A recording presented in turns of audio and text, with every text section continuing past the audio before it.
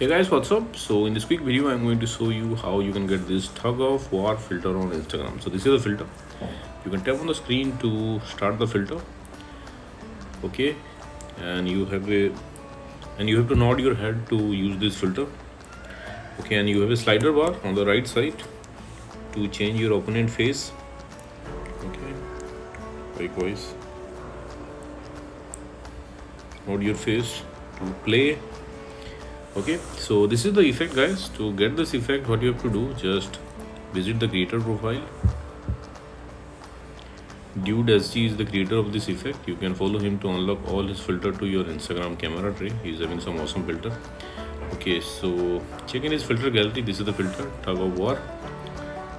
Tap on it and you will see this preview. From here you can save it to your Instagram camera tray and you can tap on try to try the filter.